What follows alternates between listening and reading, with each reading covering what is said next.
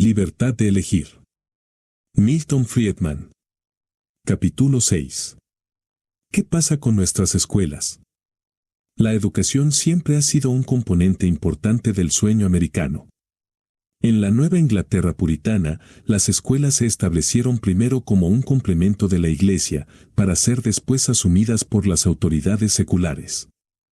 Después de la apertura del Canal de Erie, los granjeros que dejaron las colinas rocosas de Nueva Inglaterra por las fértiles llanuras del Medio Oeste establecieron escuelas en cualquier parte, no solo escuelas primarias y secundarias, sino también seminarios y universidades. Muchos de los inmigrantes que cruzaron el Atlántico en la segunda mitad del siglo XIX estaban sedientos de educación. Aprovecharon con entusiasmo las oportunidades disponibles para ellos en las metrópolis y las grandes ciudades, donde se establecieron principalmente. Al principio, las escuelas eran privadas y la asistencia estrictamente voluntaria. Con el tiempo, el gobierno llegó a desempeñar un rol más importante, primero contribuyendo al apoyo financiero y luego estableciendo y administrando las escuelas públicas. La primera ley de asistencia obligatoria fue promulgada por Massachusetts en 1852, pero la asistencia no se volvió obligatoria en todos los estados hasta 1918. El control del gobierno fue principalmente local hasta bien entrado el siglo XX. La escuela de barrio y su control por parte de la Junta Escolar local era la norma. Luego se puso en marcha el denominado movimiento de reforma, particularmente en las grandes ciudades, movido por las amplias diferencias en la composición étnica y social de los diferentes distritos escolares y por la creencia de que los educadores deberían desempeñar un papel más importante. Ese movimiento fue ganando terreno en la década de 1930 junto con la tendencia general hacia la expansión y la centralización del gobierno. Siempre nos hemos sentido orgullosos, y con razón, de la amplia disponibilidad de la educación para todos y del papel que ha desempeñado la educación pública con respecto a una mejor asimilación de los recién llegados a nuestra sociedad, evitando la fragmentación y la división y capacitando a personas de diferentes culturas y religiones. Desafortunadamente, en los últimos años nuestro logro educativo ha empeorado. Los padres se quejan de la decreciente calidad en la educación que reciben sus hijos y muchos están aún más preocupados por su bienestar físico. Los profesores se quejan de que el ambiente escolar no es propicio para el aprendizaje. Cada vez más maestros temen por su seguridad física, incluso en el aula. Los contribuyentes se quejan de los crecientes costes. Casi nadie defiende que nuestras escuelas den a los alumnos las habilidades que necesitan para afrontar los problemas de la vida. En lugar de fomentar la asimilación y la armonía, nuestras escuelas son cada vez más una fuente de la misma fragmentación que antes lograron prevenir. En el nivel primario y secundario, la calidad de la educación varía enormemente, excelente en algunos suburbios ricos de las principales metrópolis, excelente o razonablemente satisfactoria en muchos pueblos pequeños y áreas rurales, increíblemente mala en el centro de las grandes metrópolis. La educación, o más bien la deseducación, de los niños negros de familias de escasos recursos es sin duda el mayor desastre de la educación pública y su fracaso más devastador. Esto es doblemente trágico porque la ética oficial de la educación pública siempre ha sido que los pobres y los oprimidos son sus mayores beneficiarios. Nota 1. Tememos que la educación pública sufra la misma enfermedad que muchos de los programas analizados en los capítulos anteriores y posteriores. Hace más de 4 décadas, Walter Lippmann lo diagnosticó como la enfermedad de una sociedad sobregobernada, el cambio de la antigua fe por el ejercicio de un poder ilimitado por parte de hombres con mentes limitadas y prejuicios egoístas que pronto se vuelve opresivo, reaccionario y corrupto de la creencia de que la condición misma del progreso era la limitación del poder a la capacidad y la virtud de los gobernantes, a la nueva fe de que no hay límites a la capacidad del hombre para gobernar a otros y que, por lo tanto, no se deben imponer limitaciones al gobierno. Nota 2. En el ámbito de la escolarización, esta enfermedad ha tomado la forma de negar a muchos padres el control sobre el tipo de educación que reciben sus hijos, ya sea directamente, a través de la elección y la financiación de las escuelas, o indirectamente, a través de la actividad política local. En cambio, el poder ha gravitado hacia los educadores profesionales. La enfermedad se ha agravado por la creciente centralización y burocratización de las escuelas, especialmente en las grandes ciudades. Los acuerdos del mercado privado han desempeñado un papel más importante en los institutos y universidades que en el nivel de educación primaria y secundaria. Pero este sector no ha sido inmune a la enfermedad de una sociedad sobregobernada. En 1928 había menos estudiantes matriculados en instituciones gubernamentales de educación superior que en instituciones privadas. En 1978, casi 4 veces más.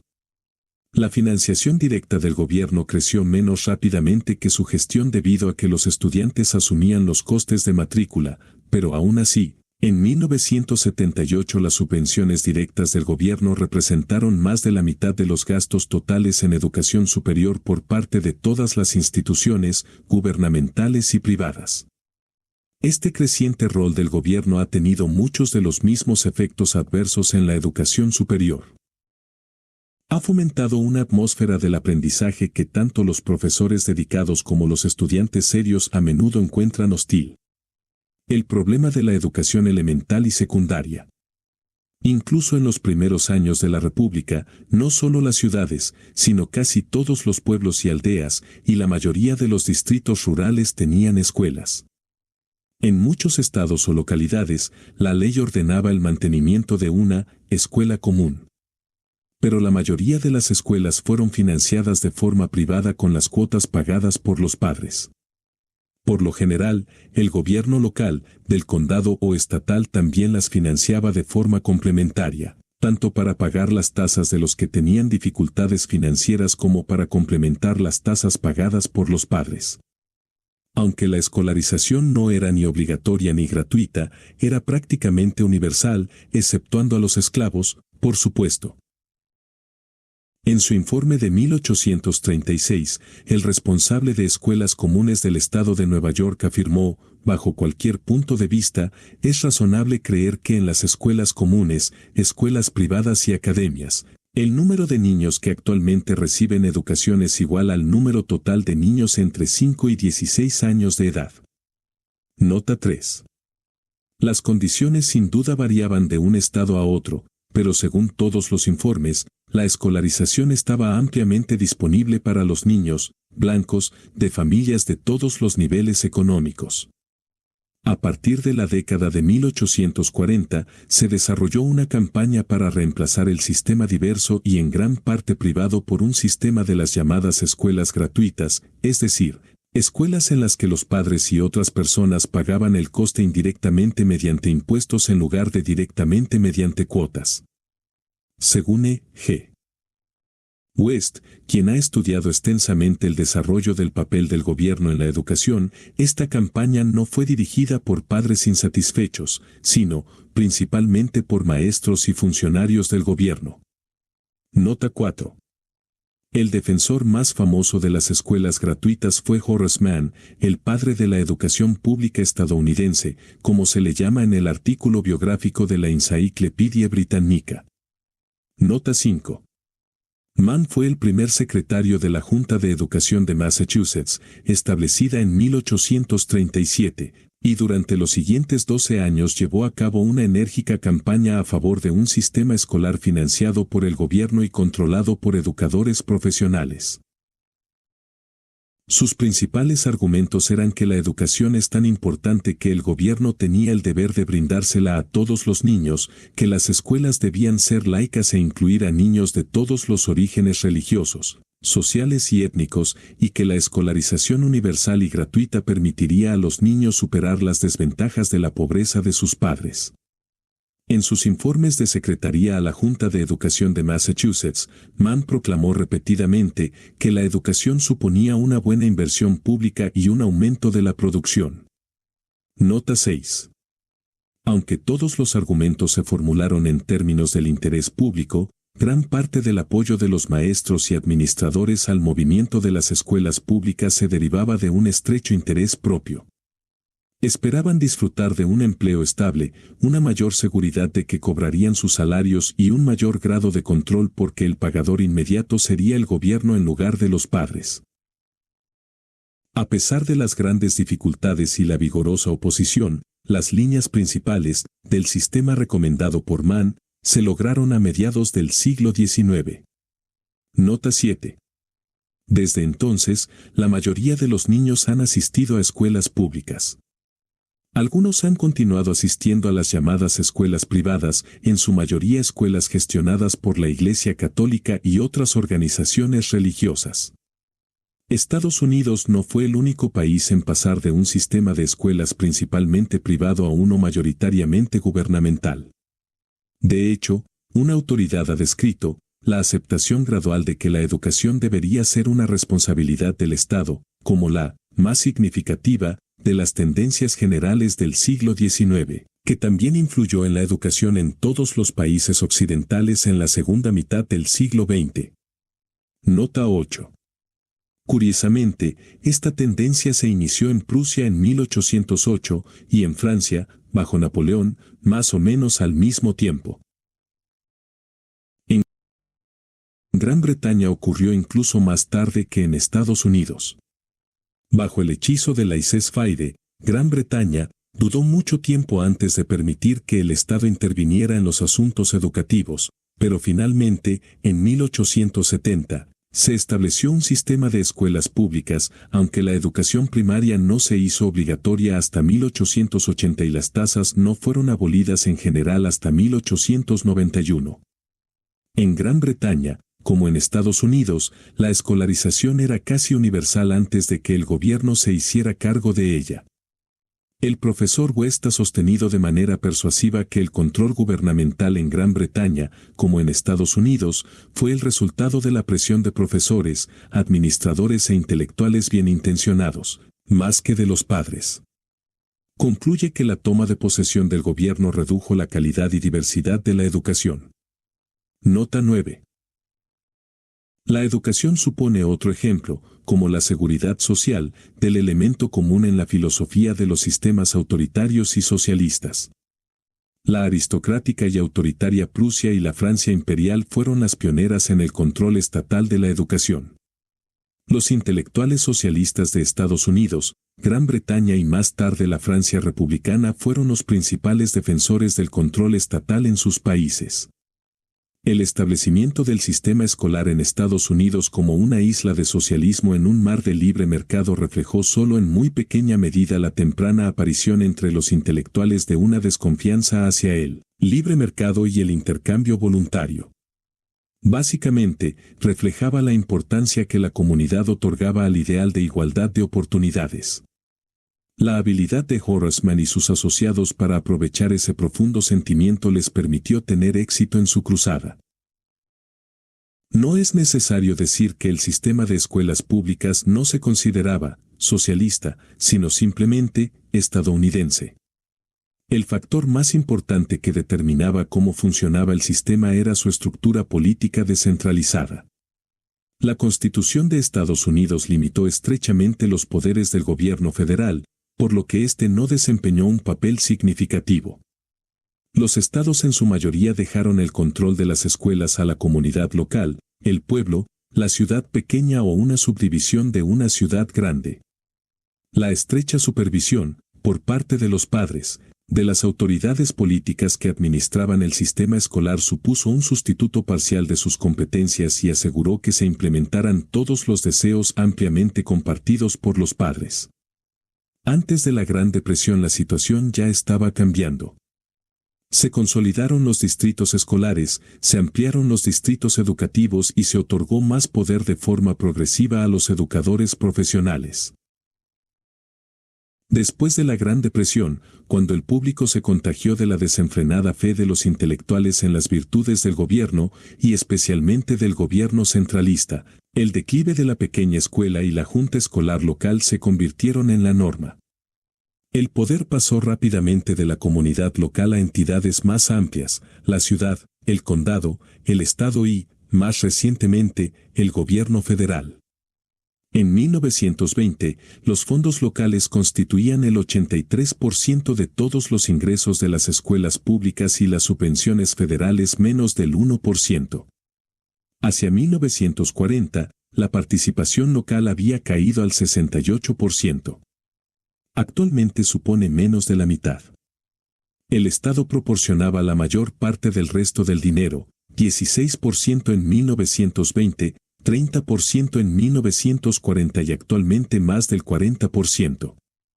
La participación del gobierno federal aún es pequeña, pero está creciendo rápidamente, desde menos del 2% en 1940 hasta aproximadamente el 8% en la actualidad.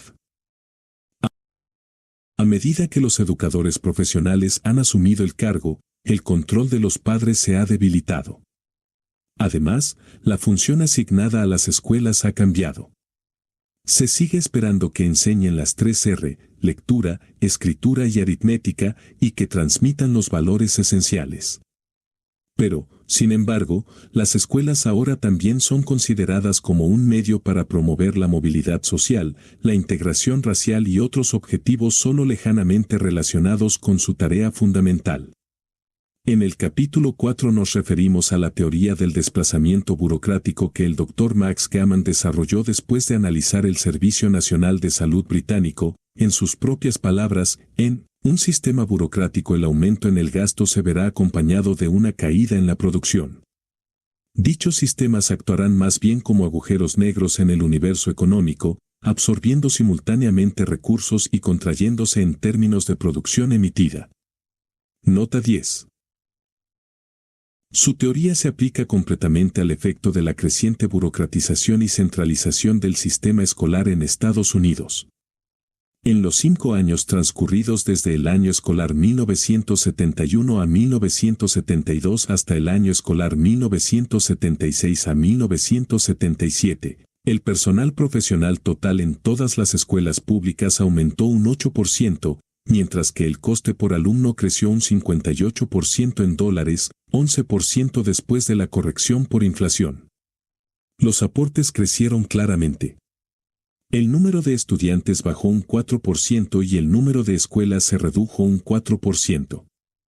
Y sospechamos que pocos lectores se opondrán a la tesis de que la calidad de la educación disminuyó aún más drásticamente que la cantidad. Eso es lo que demuestran las calificaciones decrecientes registradas en los exámenes estandarizados. La producción descendió claramente.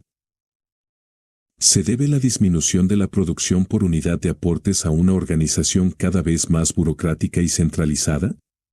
Por mostrar una evidencia, el número de distritos escolares se redujo en un 17% en el periodo de los 7 años transcurrido de 1970 a 1971 a 1977 a 1978, continuando así la tendencia a largo plazo hacia una mayor centralización.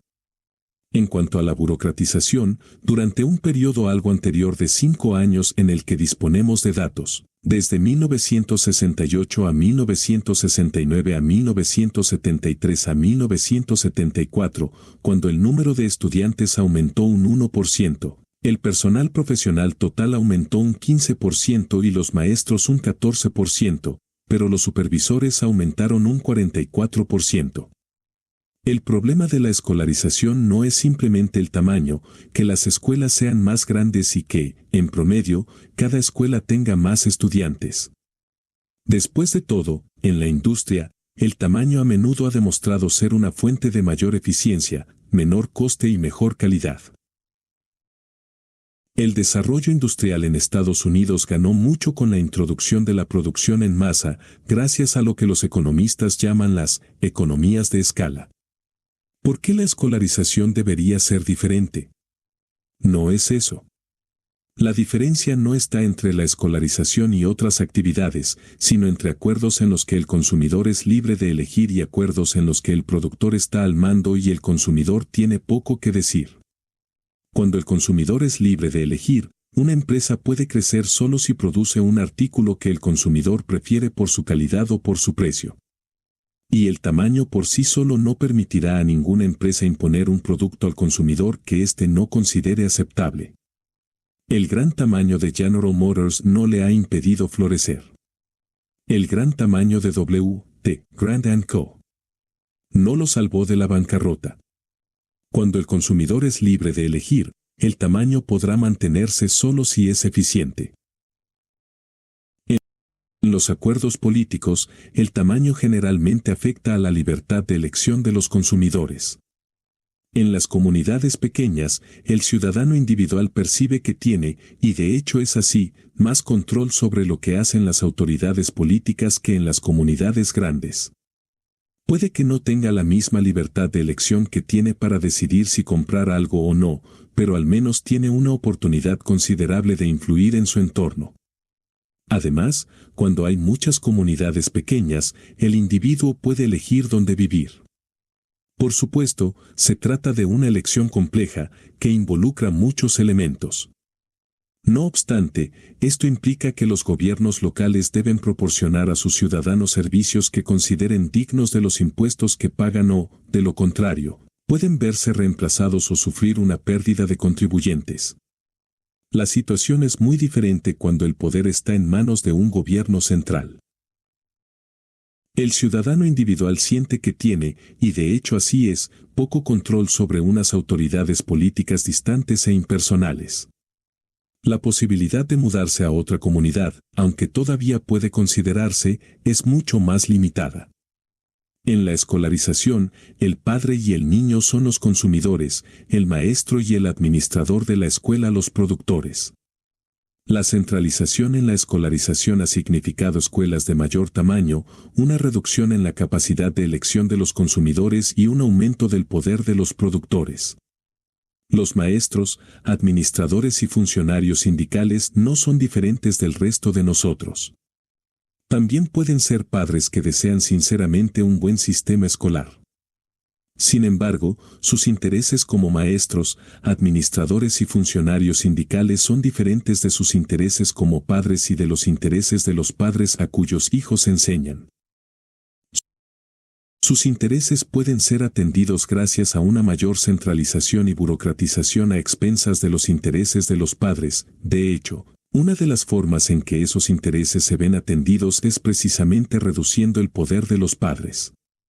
El mismo fenómeno se presenta cada vez que la burocracia gubernamental se hace cargo a expensas de la elección del consumidor, ya sea en la oficina de correos, en la recolección de basura o en los numerosos ejemplos de otros capítulos. En la escolarización, los que pertenecemos a las clases de ingresos altos conservamos nuestra libertad de elegir. Podemos enviar a nuestros hijos a escuelas privadas, pagando así 2 veces por su educación, primero en impuestos para apoyar el sistema de educación pública y después en cuotas escolares. O podemos elegir dónde vivir en función de la calidad del sistema escolar público. Las escuelas públicas excelentes tienden a concentrarse en los barrios de las afueras más ricos de las ciudades más grandes, donde el control de los padres sigue siendo muy real. Nota 11. La situación es peor en las zonas del interior de las metrópolis más grandes, Nueva York, Chicago, Los Ángeles, Boston. Las personas que viven en esas áreas encuentran mucha más dificultad para pagar doblemente por la educación de sus hijos, aunque un número sorprendente lo hace, enviando a sus hijos a escuelas parroquiales. No pueden permitirse mudarse a las áreas con buenas escuelas públicas. Su único recurso es tratar de influir en las autoridades políticas que están a cargo de las escuelas públicas, generalmente una tarea difícil, si no desesperada, para la cual no están bien preparados. Los residentes de las zonas urbanas deprimidas probablemente tendrán una mayor desventaja con respecto al nivel de educación que pueden proporcionar a sus hijos que en cualquier otra área de la vida, con la posible excepción de la protección contra el crimen, otro servicio proporcionado por el gobierno. La tragedia, y la ironía, es que un sistema dedicado a que todos los niños adquieran un idioma común y los valores de la ciudadanía estadounidense, que quiera dar a todos los niños las mismas oportunidades educativas, en la práctica promoverá la estratificación de la sociedad y brindará oportunidades educativas altamente desiguales. Los gastos en educación por alumno suelen ser tan altos en las zonas centrales de las ciudades como en los barrios ricos, pero la calidad de la educación es mucho más baja. En los barrios ricos casi todo el dinero se destina a la educación, En las zonas deprimidas de las ciudades gran parte debe destinarse a preservar la disciplina, prevenir el vandalismo o reparar sus efectos. En algunas escuelas del centro de las ciudades la atmósfera se parece más a la de una prisión que a la de un lugar de aprendizaje. Los padres de los barrios residenciales de las afueras obtienen mucho más valor por el dinero de sus impuestos que los padres de las zonas urbanas deprimidas. Un plan de cheques escolares para primaria y secundaria. La escolarización, incluso en las zonas urbanas deprimidas, no tiene por qué ser como es. No era así cuando los padres tenían un mayor control. No es así en los lugares donde los padres todavía tienen el control. La tradición voluntarista estadounidense ha brindado muchos ejemplos excelentes que demuestran lo que se puede hacer cuando los padres tienen más opciones. Un ejemplo es St. John Chrysostom's, una escuela parroquial de educación elemental que visitamos en uno de los barrios más pobres del Bronx, en Nueva York. Sus fondos provienen en parte de una organización benéfica voluntaria, el Fondo de Becas del Centro de la Ciudad de Nueva York, en parte de la Iglesia Católica y en otra parte de las tarifas. Los jóvenes de la escuela están ahí por elección de sus padres. Casi todos son de familias pobres, pero sus padres pagan parte de los costes. Los niños se portan bien, tienen muchas ganas de aprender. Los profesores están entregados. El ambiente es tranquilo y sereno. El coste por alumno es mucho menor que en las escuelas públicas, incluso después de tener en cuenta los servicios gratuitos de algunas maestras que son monjas. Sin embargo, en promedio, los niños demuestran ir 2 grados por delante respecto a sus compañeros de la escuela pública. Eso es porque los maestros y los padres son libres de elegir el método de aprendizaje de los niños. El dinero privado ha reemplazado al dinero de los impuestos. Se le ha quitado el control a los burócratas y se le ha devuelto a quien le pertenece. Otro ejemplo para la educación secundaria está en Harlem. En la década de 1960, este barrio fue devastado por los disturbios. Muchos adolescentes abandonaron la escuela. Grupos de padres y profesores decidieron hacer algo al respecto. Usaron fondos privados para hacerse cargo de las tiendas vacías y establecieron lo que se conoció como escuelas de escaparate. Una de las primeras y más exitosas se llamó Harlem Prep, diseñada para atraer a jóvenes que habían fracasado en el sistema de educación convencional. Harlem Prep tenía instalaciones físicas inadecuadas. Muchos de sus maestros no tenían la certificación necesaria para enseñar en las escuelas públicas. Pero eso no impidió que hicieran un buen trabajo. Aunque muchos estudiantes habían sido inadaptados y desertores, encontraron el tipo de enseñanza que querían en Harlem Prep.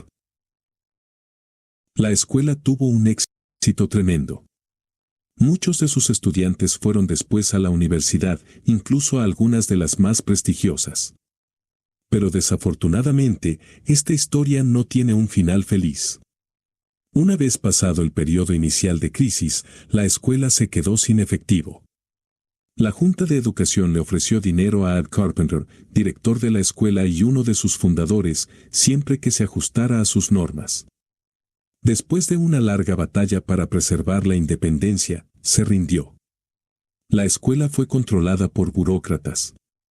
El señor Carpenter comentó que él creía que una escuela como Harlem Prep ciertamente moriría, que no prosperaría bajo la rígida burocracia de una junta de educación. Teníamos que ver qué iba a pasar. Yo también creía que no sería nada bueno. Y tenía razón. Lo que ha sucedido desde que llegó la Junta de Educación no es del todo bueno. No todo es malo, pero es más malo que bueno. Este tipo de empresas privadas son valiosas. Sin embargo, en el mejor de los casos, solo arañan la superficie de lo que debe hacerse. Una forma de lograr una mejora importante, de devolver el aprendizaje a las aulas, especialmente para los más desfavorecidos, es otorgar a todos los padres un mayor control sobre la escolarización de sus hijos, uno similar al que ahora tenemos los que pertenecemos a las clases de altos ingresos. Los padres generalmente tienen mayor interés en la escolarización de sus hijos y un conocimiento más íntimo de sus capacidades y necesidades que cualquier otra persona. Los reformadores sociales, y los educativos en particular, a menudo dan por sentado con aire de superioridad moral que los padres, especialmente aquellos que son pobres y tienen poca educación, tienen poco interés en la educación de sus hijos y no son competentes a la hora de elegir. Eso es un insulto gratuito. Las posibilidades de elección de estos padres con frecuencia han sido muy limitadas. Sin embargo, la historia de Estados Unidos ha demostrado que cuando han tenido la oportunidad, casi siempre han estado dispuestos a sacrificar mucho, y lo han hecho sabiamente, por el bienestar de sus hijos. Sin duda, algunos padres tienen poco interés en la escolarización de sus hijos o carecen de la capacidad y el deseo de elegir sabiamente. Sin embargo, son una pequeña minoría. En cualquier caso, lamentablemente nuestro sistema actual hace poco por ayudar a sus hijos. Una forma sencilla y eficaz de garantizar a los padres una mayor libertad de elección, al mismo tiempo que conservan las fuentes de financiación, es un plan de cupones escolares. Supongamos que tu hijo asiste a una escuela primaria o secundaria pública. En 1978, en promedio cada alumno inscrito le costaba al contribuyente, a ti y a mí, alrededor de $2.000 al año. Si retiras a tu hijo de una escuela pública y lo envías a una escuela privada, ahorras a los contribuyentes alrededor de $2.000 al año, pero no obtienes nada de dicho ahorro, excepto si lo cuentas como una transferencia a todos los contribuyentes, lo que ascendería a lo sumo a unos pocos centavos de descuento en tus impuestos. Tienes que pagar la matrícula privada además de los impuestos, lo cual supone un fuerte incentivo para dejar a tu hijo en una escuela pública.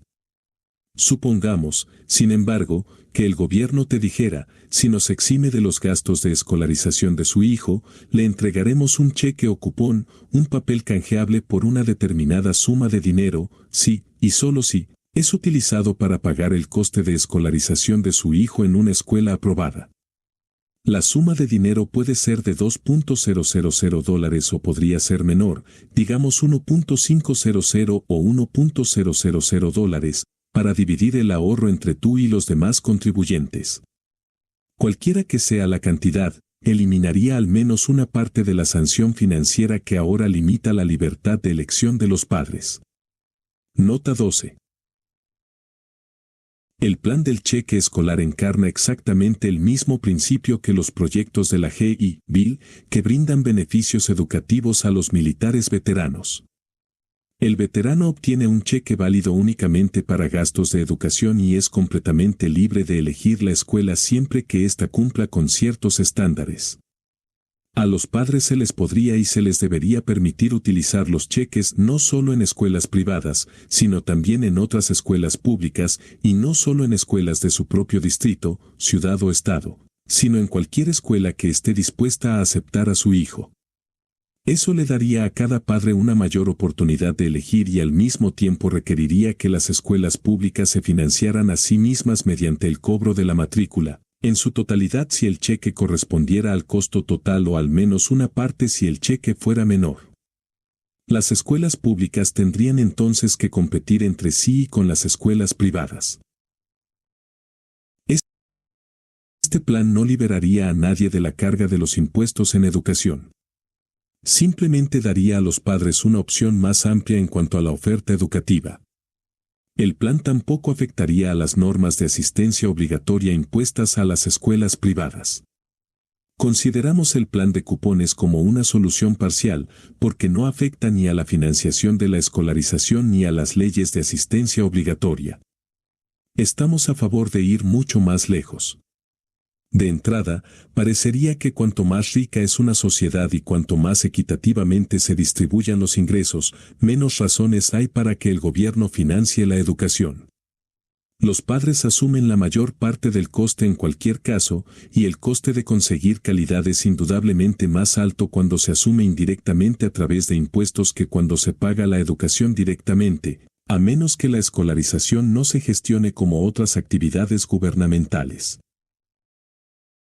Sin embargo, en la práctica, a medida que el ingreso promedio en Estados Unidos ha aumentado y se ha distribuido de manera más uniforme, la financiación del gobierno ha representado una parte cada vez mayor del gasto educativo. Conjeturamos que una de las razones de este incremento es la gestión gubernamental de las escuelas. Así, el deseo de los padres de gastar más en educación a medida que aumentaban sus ingresos facilitó que el aumento en la cantidad gastada en escuelas públicas no encontrara apenas resistencia. La ventaja de un plan de cupones es que fomentaría un movimiento gradual hacia una mayor financiación directa de los padres. El deseo de los padres de gastar más en educación podría traducirse en gastos adicionales a la cantidad del cheque. La financiación pública podría permanecer en aquellos casos donde hay dificultades económicas, pero eso no es lo mismo que la financiación de un sistema escolar para el 90% de los niños solo porque el 5 o el 10% puedan ser casos con dificultades reales. Las leyes de asistencia obligatoria son la principal justificación del control de los estándares de las escuelas privadas por parte del gobierno. Pero no está nada claro que las propias leyes de asistencia obligatoria estén justificadas. Nuestras propias opiniones sobre este asunto han cambiado con el paso del tiempo. Cuando escribimos por primera vez sobre este asunto hace un cuarto de siglo, aceptamos la necesidad de tales leyes bajo la premisa de que una sociedad democrática estable no puede existir sin un grado mínimo de alfabetización y conocimiento por parte de la mayoría. 13. Seguimos creyendo esto, pero la investigación provisional sobre la escolarización en Estados Unidos, el Reino Unido y otros países nos ha persuadido de que la asistencia obligatoria a las escuelas no es necesaria para lograr ese estándar mínimo de alfabetización y conocimiento. Como ya se ha señalado, dicha investigación ha demostrado que la escolarización era casi universal en Estados Unidos antes de que se requiriera la asistencia obligatoria. En el Reino Unido, la escolarización era prácticamente universal antes de que se introdujera la obligatoriedad de asistencia o la financiación pública. Como la mayoría de las leyes, las de asistencia obligatoria tienen costes y beneficios. Nosotros ya no creemos que los beneficios justifiquen los costes. Somos conscientes de que estos puntos de vista sobre las leyes de financiación y asistencia les pueden parecer extremos a la mayoría de los lectores. Por eso solo los mencionamos aquí para dejar constancia de ello, sin explicar más detalles de nuestro apoyo. Volvamos al plan de cheques, una desviación mucho más moderada de la práctica actual. En este momento, la única alternativa a una escuela pública local que esté ampliamente disponible es una escuela parroquial. Solo las iglesias han podido subvencionar la escolarización a gran escala y solo la escolarización subvencionada puede competir con la escolarización gratuita. Intenta vender un producto que otra persona está regalando. El plan de cheques produciría una gama mucho más amplia de alternativas, a menos que fuera saboteado por estándares excesivamente rígidos para la aprobación. La posibilidad de elegir entre las propias escuelas públicas aumentaría considerablemente. El tamaño de una escuela pública estaría determinado por la cantidad de clientes, no por límites geográficos definidos políticamente o por la asignación de alumnos. Los padres que fundan escuelas sin fines de lucro, como han hecho algunas familias, tendrían asegurados los fondos para pagar los costes. Las organizaciones voluntarias, que van desde los vegetarianos hasta los Boy Scouts y la Asociación Cristiana de Jóvenes, podrían fundar escuelas y tratar de atraer clientes. Y lo que es más importante, podrían surgir nuevos tipos de escuelas privadas para aprovechar este amplio y nuevo mercado. Consideremos brevemente algunos posibles problemas que pueden derivarse del plan de cheques y algunas objeciones que se han planteado. 1. La cuestión Iglesia-Estado. Si los padres pudieran emplear sus cheques para pagar la matrícula en las escuelas parroquiales, ¿estarían violando la primera enmienda? Tanto si lo hacen como si no, es deseable adoptar una política que pueda fortalecer el papel de las instituciones religiosas en la escolarización. En general, la Corte Suprema se ha pronunciado en contra de las leyes estatales que brindan asistencia a los padres que optan por escuelas parroquiales para sus hijos, Aunque nunca ha tenido la oportunidad de pronunciarse sobre un plan completo de cheques que cubra tanto las escuelas públicas como las no públicas. Independientemente de cómo se pronuncie sobre dicho plan, es probable que el tribunal acepte un plan que excluya a las escuelas religiosas, pero que se aplique a todas las demás escuelas públicas y privadas. Tal plan sería muy superior al sistema actual y podría no ser muy inferior a un plan totalmente libre de restricciones. Las escuelas religiosas podrían optar subdividiéndose en dos partes, una parte secular, reorganizada como una escuela independiente elegible para pagar con los cheques, y una parte religiosa reorganizada como una actividad dominical o extraescolar pagada directamente por los padres o por los fondos de la iglesia. La cuestión constitucional tendrá que ser resuelta por los tribunales. Pero vale la pena enfatizar que los cheques irían a los padres, no a las escuelas. Bajo los proyectos de G. Bill, los veteranos han tenido la libertad de asistir a universidades católicas o de otro tipo y, hasta donde sabemos, nunca se ha planteado ninguna incompatibilidad con la primera enmienda. Los beneficiarios de la seguridad social y de la asistencia social son libres de comprar alimentos en los bazares de las iglesias e incluso de contribuir a la colecta con sus subsidios gubernamentales, sin que se les haga ninguna pregunta sobre la primera enmienda. De hecho, creemos que la sanción que ahora se impone a los padres que no envían a sus hijos a las escuelas públicas viola el espíritu de la primera enmienda, independientemente de lo que los abogados y los jueces decidan al respecto.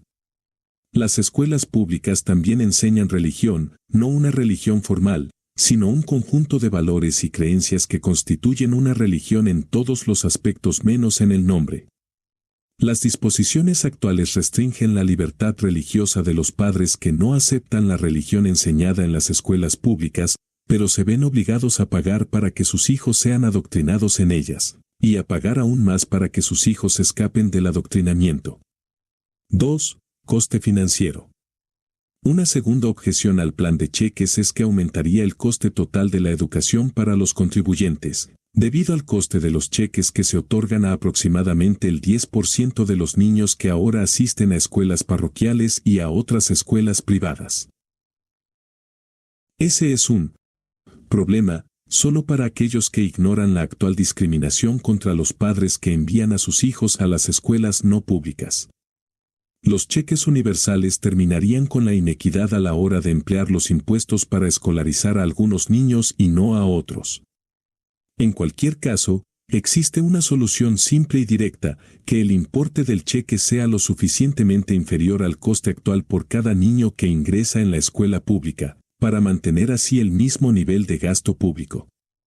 Una escuela privada competitiva brindaría muy probablemente una educación de mayor calidad a un menor coste de lo que se gasta ahora en las escuelas públicas. En las escuelas parroquiales podemos dar testimonio de un coste por alumno drásticamente más bajo. El hecho de que las escuelas de élite y de lujo cobren matrículas altas no es un argumento en contra, como tampoco lo es que los $12,25 que cobraba el Club 21 por su Hamburger 21 en 1979 impedía que McDonald's pudiera vender una hamburguesa por 45 centavos y un Big Mac por $1,05. 3. La posibilidad de fraude. ¿Cómo asegurarse de que el cheque se gaste en educación y no se desvíe en cerveza para papá y ropa para mamá? La respuesta es que el cheque tendría que gastarse en una escuela o establecimiento de enseñanza autorizado y solo podría canjearse por dinero en efectivo en dichas escuelas. Eso no evitaría todo el fraude, tal vez se produjeran sobornos a los padres, pero debería mantener un nivel de fraude tolerable. 4. La cuestión racial. Los planes de cheque se adoptaron durante un tiempo en varios estados del sur para evitar la integración. Fueron declarados inconstitucionales. La discriminación bajo un plan de cheque se puede prevenir al menos tan fácilmente como ocurre en las escuelas públicas, canjeando solamente los cheques en las escuelas que no discriminan. Hay otro problema más difícil que preocupa a algunos estudiosos de los cheques. La posibilidad de que la elección voluntaria incremente la separación racial y de clase en las escuelas y, por lo tanto, exacerbe el conflicto racial y fomente una sociedad cada vez más segregada y jerárquica. Creemos que el plan de cheques tendría precisamente el efecto contrario, moderaría el conflicto racial y promovería una sociedad en la que negros y blancos cooperen en objetivos comunes, respetando los derechos e intereses de cada uno. Gran parte de la objeción a la integración forzada no refleja racismo, sino temores más o menos fundados sobre la seguridad física de los niños y la calidad de su educación. La integración ha tenido más éxito cuando ha resultado de la elección, no de la coerción. Las escuelas no públicas, parroquiales y otras, a menudo han estado a la vanguardia del movimiento hacia la integración. El tipo de violencia que ha ido en aumento en las escuelas es posible solo porque las víctimas se ven obligadas a asistir a este tipo de escuelas. Si les diésemos una libertad efectiva para elegir, los estudiantes, negros y blancos, pobres y ricos, del norte y del sur, abandonarían las escuelas que no mantienen la disciplina. La disciplina rara vez es un problema en las escuelas privadas que capacitan a los estudiantes como técnicos de radio y televisión, mecanógrafos y secretarios o para una miríada de otras especialidades. Si dejamos que las escuelas se especialicen, como lo hacen las escuelas privadas, el interés común superaría el sesgo de color y conduciría a una mayor integración que la que ahora tenemos. La integración sería real, no meramente sobre el papel. El programa de cheques eliminaría el transporte forzoso al que se opone una gran mayoría de negros y blancos. El transporte en autobús se mantendría, y de hecho podría aumentar, pero sería voluntario, tal como lo es hoy en día el transporte de niños a clases de música y baile. El hecho de que los líderes negros no defiendan el sistema de cheques nos ha desconcertado durante mucho tiempo. Sus electores se beneficiarían más. Les daría control sobre la escolarización de sus hijos, eliminaría el control tanto de los políticos de la ciudad como, y lo que es más importante, de la arraigada burocracia educativa. Los líderes negros envían con frecuencia a sus propios hijos a escuelas privadas. ¿Por qué no ayudan a otros a hacer lo mismo? Nuestra suposición es que los cheques también liberarían al hombre negro de la dominación de sus propios líderes políticos, quienes actualmente ven el control de la educación como una fuente de patrocinio político y de poder. Sin embargo, conforme las oportunidades abiertas a los niños negros han continuado deteriorándose, un número creciente de profesores, columnistas y otros líderes comunitarios negros han comenzado a apoyar los cheques. El Congreso por la Igualdad Racial ha hecho del apoyo a los cheques un punto importante de su agenda. 5. La cuestión de la clase económica. La pregunta que quizá ha dividido más a los estudiosos de los cheques es su posible efecto sobre la estructura social y económica de clases. Algunos han argumentado que el gran valor de la escuela pública ha sido como un crisol, en el que ricos y pobres, nativos y extranjeros, blancos y negros han aprendido a vivir juntos. Esa imagen era y es, en gran parte, cierta en el caso de las pequeñas comunidades, pero no en el caso de las grandes ciudades, donde la escuela pública ha fomentado la estratificación residencial, al vincular el tipo y el coste de la educación al lugar de residencia. No es casualidad que las mejores escuelas públicas del país se encuentren en áreas de altos ingresos. La mayoría de los niños probablemente seguirían asistiendo a una escuela primaria del vecindario con un plan de cheques, de hecho, tal vez más que ahora, porque el plan terminaría con el transporte forzoso en autobús. Sin embargo, debido a que el plan de cheques tendería a hacer que las áreas residenciales fuesen más heterogéneas, las escuelas locales, que prestan servicio a cualquier comunidad, podrían ser menos homogéneas de lo que son ahora. Es casi seguro que las escuelas secundarias estarían menos estratificadas. Las escuelas definidas por intereses comunes, unas que enfatizan las artes, por ejemplo, otras las ciencias, otras los idiomas extranjeros, atraerían a estudiantes de una amplia variedad de áreas residenciales. Sin duda, aún podríamos ver una estratificación de clase en la composición del alumnado, pero ese elemento sería menor de lo que es hoy.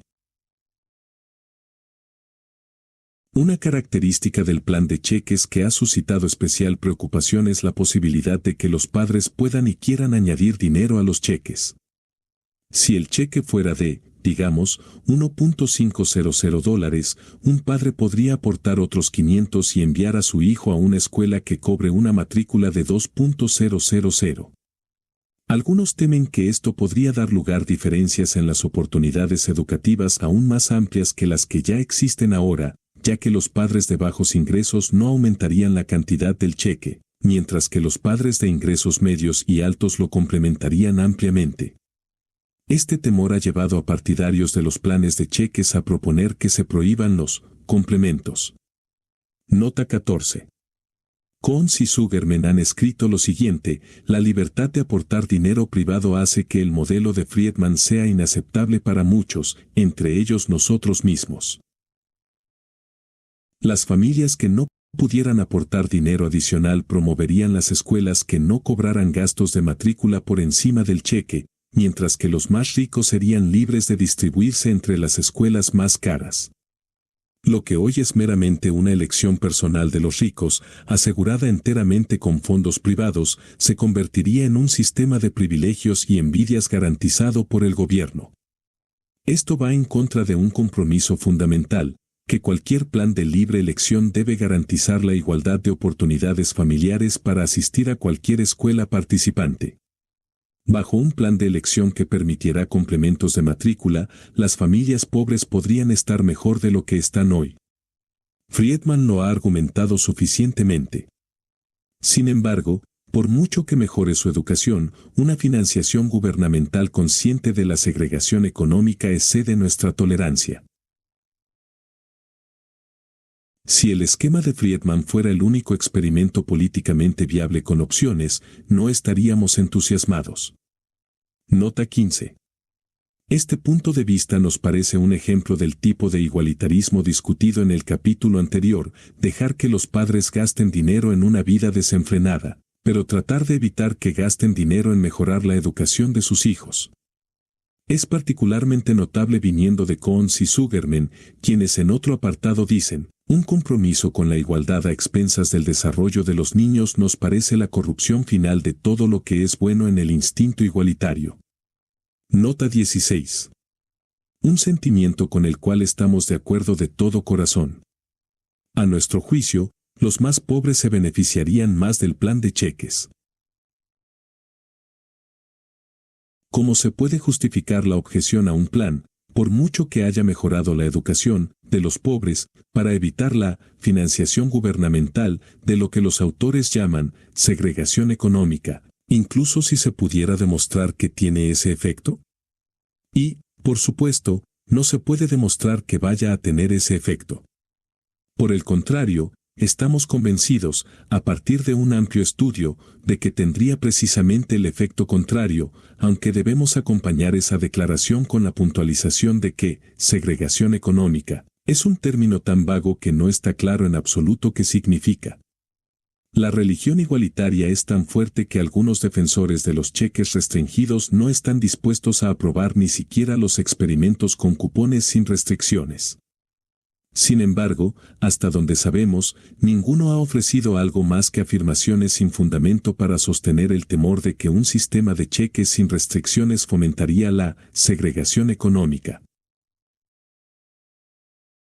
Esta visión también nos parece otro ejemplo de la tendencia de los intelectuales a denigrar a los padres con bajos ingresos.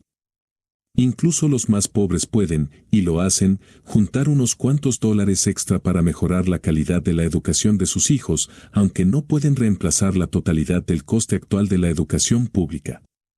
Sospechamos que los complementos serían tan frecuentes entre los pobres como entre el resto, aunque tal vez en cantidades menores.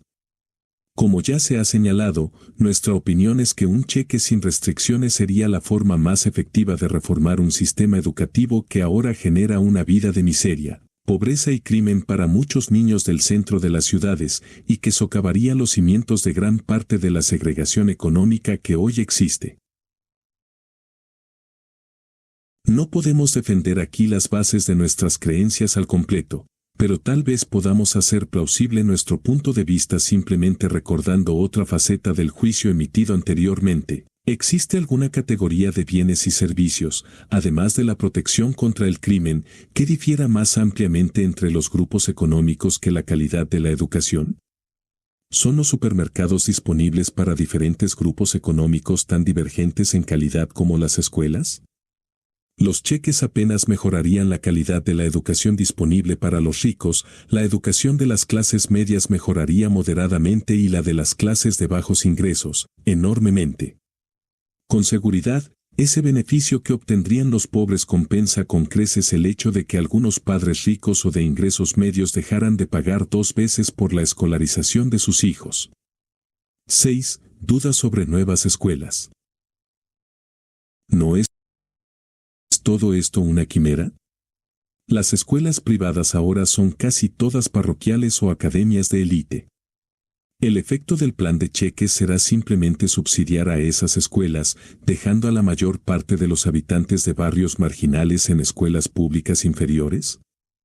¿Qué razón hay para suponer que realmente surgirán alternativas? La razón es que se desarrollaría un mercado donde hoy no existe. Actualmente, las ciudades, los estados y el gobierno federal gastan cerca de 100.000 millones al año en escuelas primarias y secundarias. Esa cantidad es un tercio mayor que la cantidad total gastada anualmente en restaurantes y bares para alimentos y bebidas, que proporciona una amplia variedad de restaurantes y bares para personas de todas las clases y lugares. Esa cantidad, o incluso una parte de ella, proporcionaría una amplia variedad de escuelas. Abriría un vasto mercado que podría atraer a muchos participantes, tanto de escuelas públicas como de otras ocupaciones. En el transcurso de las conversaciones con varios grupos sobre los cheques, nos impresionó la cantidad de personas que dijeron algo así como, siempre quise enseñar o dirigir una escuela, pero no podía soportar la burocracia educativa, las formalidades y la inflexibilidad general de las escuelas públicas. Pero con su plan, me aventuraría a abrir una escuela. Muchas de las nuevas escuelas serían establecidas por grupos sin fines de lucro. Otras se establecerían con fines de lucro. No hay forma de predecir la composición final de la industria escolar. Eso lo determinaría la competencia.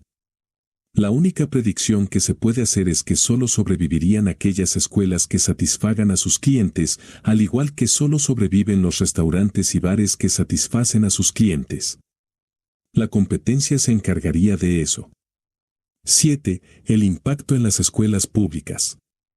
Es fundamental separar la retórica de la burocracia escolar de los problemas reales que se plantearían.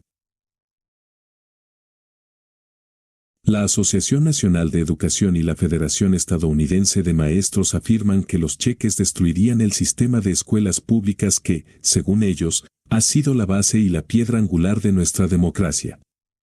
Sus afirmaciones nunca van acompañadas de la evidencia de los resultados que se le atribuyen al sistema, independientemente de lo que tenga de cierto en épocas anteriores.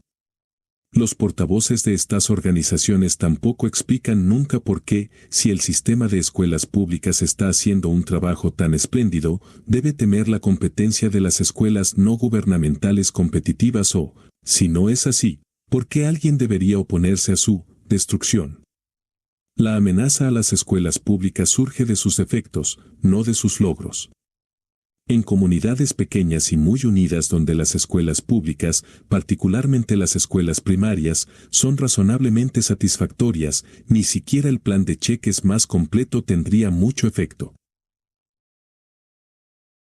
Las escuelas públicas seguirían siendo dominantes, quizá algo mejoradas por la amenaza de una potencial competencia.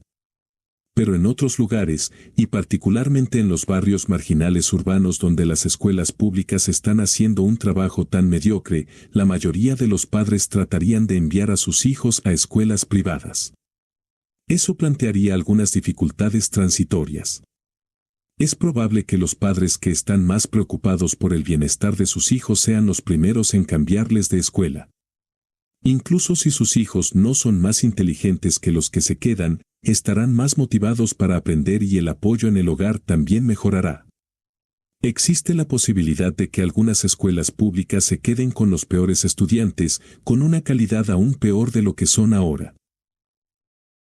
A medida que el mercado privado se hiciera cargo, la calidad de toda la educación aumentaría tanto que incluso la peor escuela, aunque sea relativamente más baja en la escala, sería mejor en calidad absoluta. Como ha demostrado Harlan Crabb y experimentos similares, muchos alumnos que se encuentran entre los peores estudiantes se desempeñarían bien en escuelas que despertaran su entusiasmo en lugar de la hostilidad o la apatía. Como dijo Adam Smith hace 2 siglos, nunca se requiere disciplina para forzar la asistencia a clases que realmente valen la pena. La disciplina y el control pueden, sin duda, ser en cierto grado un requisito para obligar a los niños a atender aquello que se cree necesario que adquieran durante ese periodo temprano de la vida, pero después de los 12 o 13 años de edad, siempre que el maestro cumpla con su deber, la disciplina o el control casi nunca son necesarios para la educación. Debe observarse que aquellas áreas de la educación para cuya enseñanza no hay instituciones públicas son generalmente las que tienen mayor calidad educativa. Nota 17. Los obstáculos para un plan de cheques. Desde que propusimos hace un cuarto de siglo el plan de cheques como una solución práctica a los defectos del sistema de escuelas públicas, el apoyo ha crecido. Varias organizaciones nacionales hoy lo promueven. Nota 18. Desde 1968, la Oficina Federal de Oportunidades Económicas y luego el Instituto Federal de Educación alentaron y financiaron estudios sobre los planes de cheques y ofrecieron ayudas para financiar algunos planes experimentales. En 1978, una enmienda constitucional se incluyó en la papeleta electoral en Michigan para exigir un plan de cheques. En 1979 se puso en marcha un movimiento en California para que en las elecciones de 1980 se votara una enmienda constitucional que introdujera un plan de cheque escolar. Recientemente se ha creado un instituto sin ánimo de lucro para explorar los cheques educativos. Nota 19. A nivel federal, los proyectos de ley que brindan un crédito limitado para paliar los impuestos en el pago de las matrículas a las escuelas privadas han estado cerca de aprobarse en varias ocasiones. Si bien no es un plan de cheques propiamente dicho, son una variante parcial tanto por el límite del tamaño del crédito como por la dificultad de incluir a personas con poca o ninguna obligación tributaria. El interés propio de la burocracia educativa es el principal obstáculo para la introducción de la competencia en el mercado de la educación. Este grupo de interés, que, como demostró el profesor Erwin G. West, desempeñó un papel clave en el establecimiento de la educación pública tanto en Estados Unidos como en Gran Bretaña, se ha opuesto rotundamente a todo intento de estudiar, explorar o experimentar con planes de cheques. Kenneth P. Clark, educador y psicólogo negro, resumió bien la actitud de la burocracia escolar. No parece probable que los cambios necesarios para una mayor eficiencia de nuestras escuelas públicas urbanas se produzcan solo porque son necesarios. Para comprender la capacidad del sistema educativo para resistirse al cambio es necesario ver que los sistemas escolares públicos son monopolios públicos protegidos, y la competencia de las escuelas privadas y parroquiales es mínima. Pocos críticos de las escuelas públicas urbanas estadounidenses, incluso los más severos como yo, se atreven a cuestionar el sistema actual de la educación pública.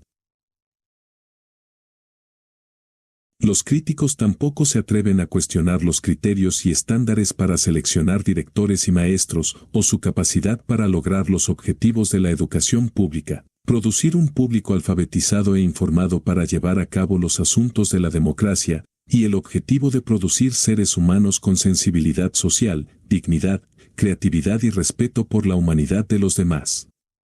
Un monopolio no necesita preocuparse realmente por estos asuntos. Mientras los sistemas escolares locales puedan estar seguros de recibir ayuda estatal y federal sin la responsabilidad que inevitablemente conlleva una competencia agresiva, es una ilusión sentimental esperar un aumento significativo en la eficiencia de nuestras escuelas públicas. Si no hay alternativas al sistema actual, aparte de las actuales escuelas privadas y parroquiales, que se acercan a su límite de expansión, entonces las posibilidades de mejora en la educación pública son limitadas. Nota 20. La validez de este análisis fue posteriormente demostrada por la reacción del establishment educativo ante la oferta del gobierno federal de financiar experimentos con cheques. Se desarrollaron iniciativas prometedoras en un número considerable de comunidades. Solo una, en Alum Rock, California, tuvo éxito. Se vio gravemente entorpecida. El caso que conocemos mejor, por experiencia personal, fue en New Hampshire, donde William P. Bittenbender, entonces presidente de la Junta Estatal de Educación, realizó uno de los experimentos. Las condiciones parecían excelentes, el gobierno federal otorgó fondos, se elaboraron planes detallados, se seleccionaron comunidades experimentales, se obtuvo el acuerdo preliminar de los padres y administradores. Cuando todo parecía estar listo para comenzar, el superintendente local de escuelas u otras figuras destacadas del centro educativo persuadieron a una comunidad tras otra para que se retiraran del experimento propuesto, y toda la empresa fracasó. El experimento de Alum Rock fue el único que realmente se llevó a cabo, aunque realmente no era una prueba adecuada para demostrar la valía de los cheques educativos. Estaba limitado a unas pocas escuelas públicas y no permitía ninguna adición a los fondos del gobierno por parte de los padres u otras personas. Se establecieron varias mini escuelas, cada una con un plan de estudios diferente. Durante 3 años, los padres podían elegir a cuál asistirían sus hijos. Nota 21. Como dijo Don Ayers, quien estuvo a cargo del experimento, probablemente lo más significativo que sucedió fue que los maestros por primera vez tenían la capacidad de construir el plan de estudios para adaptarse a las necesidades de los niños. La Junta Escolar Estatal y Local no dictó el tipo de plan de estudios que se utilizó en la escuela MC Collam. Los padres se involucraron más en la escuela. Asistieron a más reuniones.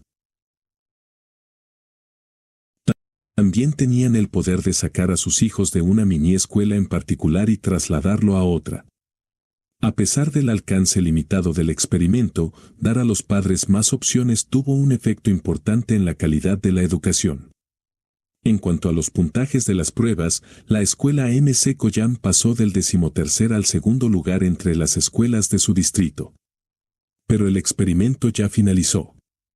Fue cesado por la institución educativa, el mismo destino que la escuela Harlem Prep. La misma resistencia está presente en Gran Bretaña, donde un grupo extremadamente eficaz llamado FEBER, siglas en inglés de Amigos del Experimento sobre Cheques Educativos en Regiones Representativas, ha intentado durante 4 años introducir un experimento en un pueblo del condado de Kent, en Inglaterra. Las autoridades gubernamentales han sido favorables, pero el establishment educativo se ha opuesto rotundamente.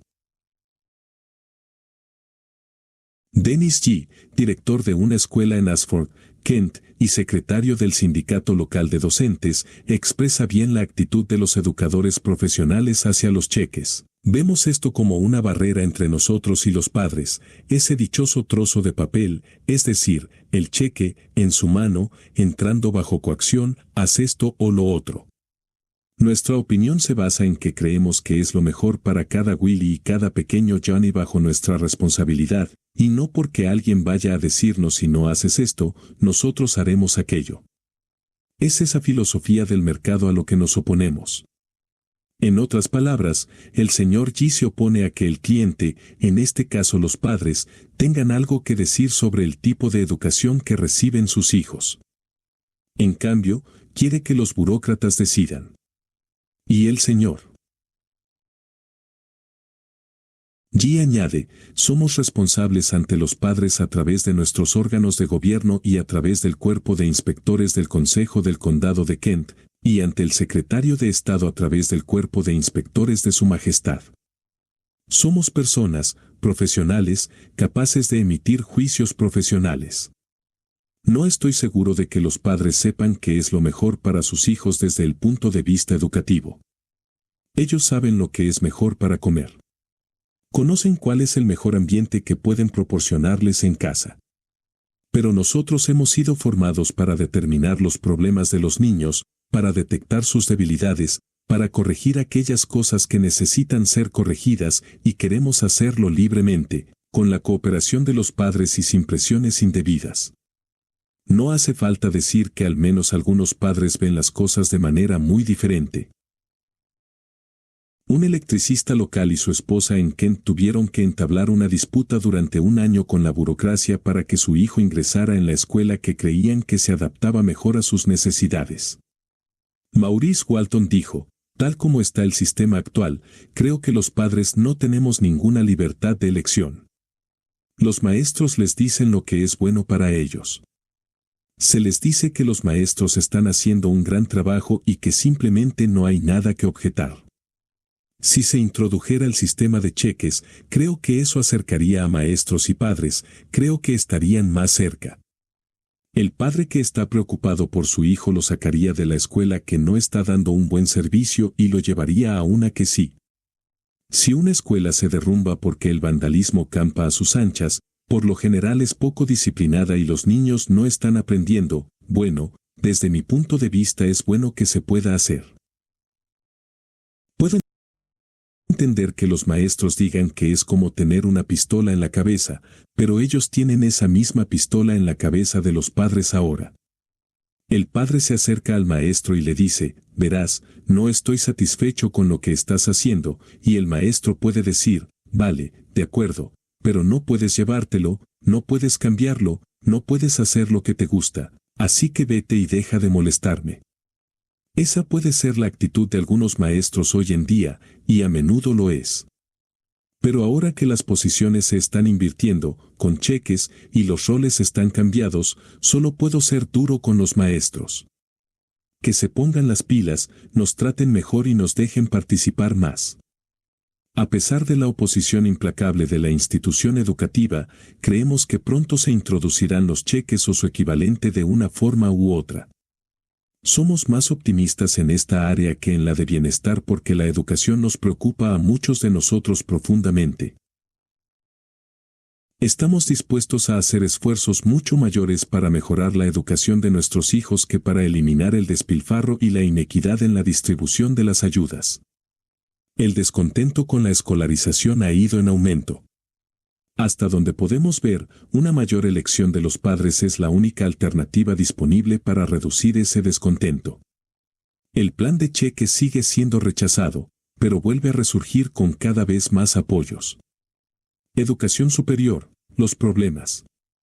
Los problemas de la educación superior en Estados Unidos hoy en día, como los de la educación primaria y secundaria, son duales, calidad y equidad. Pero en ambos aspectos la ausencia de asistencia obligatoria altera mucho el problema. Nadie está obligado por ley a asistir a una institución de educación superior. Como resultado, los estudiantes tienen una amplia gama de opciones para elegir si deciden continuar con su educación. Una amplia gama de opciones alivia el problema de la calidad, pero exacerba el problema de la equidad. Calidad. Dado que ninguna persona asiste a un colegio o universidad en contra de su voluntad, o quizá la de sus padres, no puede existir una institución que no satisfaga, al menos en una medida mínima, las demandas de sus estudiantes. Pero existe otro problema. En las instituciones gubernamentales en las que las tasas de matrícula son bajas, los estudiantes son clientes de segunda clase. Son objeto de caridad sostenidos en parte a expensas del contribuyente. Esta función afecta a los estudiantes, profesores y administradores. Las bajas tasas de matrícula implican que, si bien los colegios y universidades de la ciudad o del estado atraen a muchos estudiantes serios interesados en obtener una educación, también atraen a muchos hombres y mujeres jóvenes precisamente porque las tasas son bajas, la vivienda residencial y la comida están subvencionadas y, sobre todo, porque hay muchos otros jóvenes. Para ellos, la universidad es un agradable interludio entre la secundaria y el trabajo. Asistir a clases, aprobar exámenes, obtener buenas calificaciones, ese es el precio que pagan por las ventajas, no la razón principal por la que están en la escuela. El resultado es una alta tasa de abandono escolar. Por ejemplo, en la Universidad de California, en Los Ángeles, una de las universidades estatales mejor consideradas del país, solo alrededor de la mitad de los alumnos inscritos completan los estudios. Y para las instituciones gubernamentales de educación superior esta es una buena tasa de graduación. Algunos de los que abandonan los estudios acuden a otras universidades, pero eso no cambia mucho el panorama. Otro resultado es que la atmósfera en el aula a menudo es más deprimente que inspiradora. Por supuesto, no es siempre así. Los estudiantes pueden elegir cursos y profesores de acuerdo con su interés. En cada escuela, los estudiantes y profesores serios encuentran la forma de unirse y lograr sus objetivos. Pero, de nuevo, eso es solo una pequeña compensación por la pérdida de tiempo de los estudiantes y el dinero de los contribuyentes. Hay buenos maestros en colegios y universidades de la ciudad y del estado, así como estudiantes interesados. Pero las recompensas de los profesores y administradores de las instituciones gubernamentales no se basan en la calidad de la enseñanza. Los miembros de la facultad ascienden en función de sus investigaciones y publicaciones, los administradores ascienden atrayendo mayores asignaciones del Estado. Como resultado, incluso las universidades estatales más famosas, la Universidad de California en Los Ángeles o en Berkeley, la Universidad de Wisconsin o la Universidad de Michigan, no se destacan por la enseñanza universitaria. Su reputación se debe al trabajo de posgrado, la investigación y los equipos deportivos, ahí es donde residen los beneficios.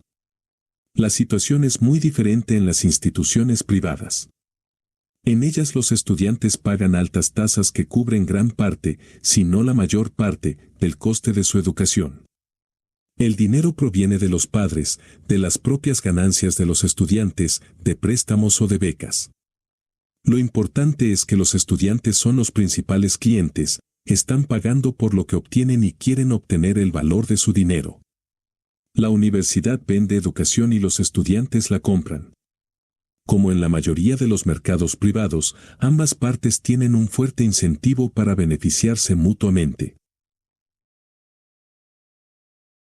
Si la universidad no proporciona el tipo de educación que desean sus estudiantes, pueden irse a otra parte.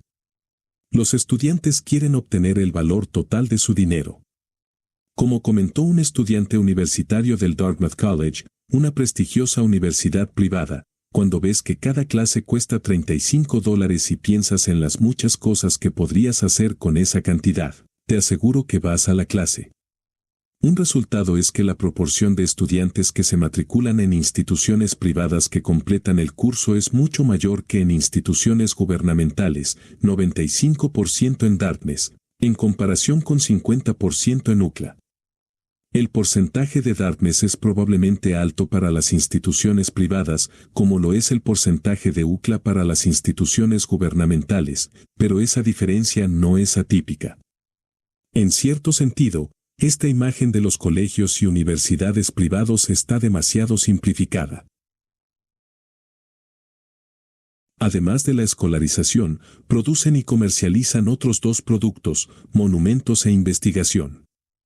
Particulares y fundaciones han donado el dinero para la mayoría de los edificios e instalaciones de colegios y universidades privadas y también para cátedras y becas. Gran parte de la investigación se financia con ingresos de dotaciones o con subvenciones especiales del gobierno federal u otras fuentes para fines particulares. Los donantes han contribuido por el deseo de promover algo que consideran valioso. Además, los edificios con nombre, las cátedras y las becas también conmemoran a un individuo, por lo que nos referimos a ellos como monumentos. La combinación de la venta de educación y monumentos ejemplifica el ingenio muy subestimado de la cooperación voluntaria a través del mercado para aprovechar el interés propio para objetivos sociales más amplios. Henry M. Levin, hablando de la financiación de la educación superior, escribe, Es dudoso que el mercado apoye un departamento de estudios clásicos o muchos de los programas de enseñanza en las artes y las humanidades que promueven el conocimiento y los resultados culturales que mejoran la calidad de vida general de nuestra sociedad. La única forma en que estas actividades se sustentarían es mediante subsidios sociales directos, lo que quiere decir subvenciones del gobierno. Nota 22. El señor Levin está claramente equivocado.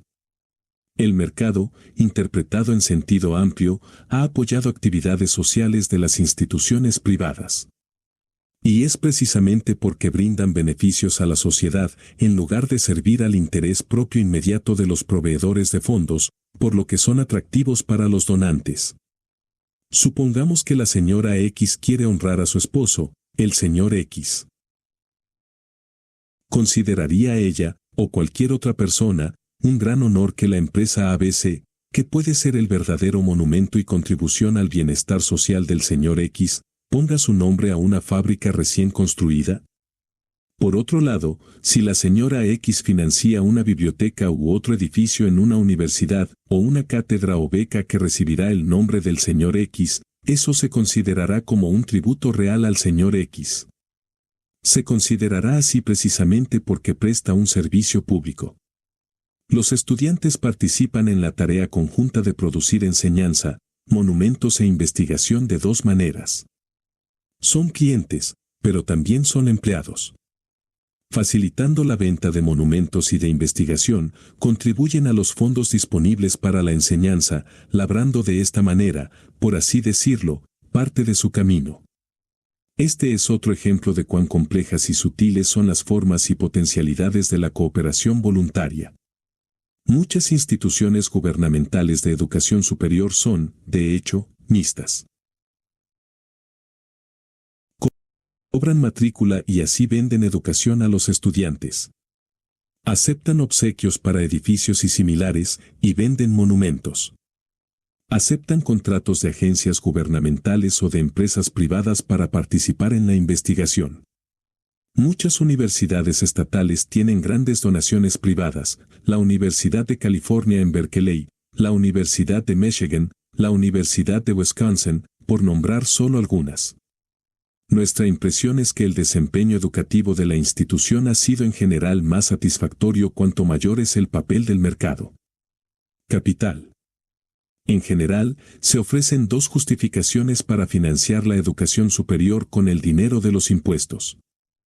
Una, sugerida anteriormente por el señor Levin, es que la educación superior produce beneficios sociales, además de los que obtienen los propios estudiantes. La segunda es que se necesita financiación del gobierno para promover la igualdad de oportunidades educativas.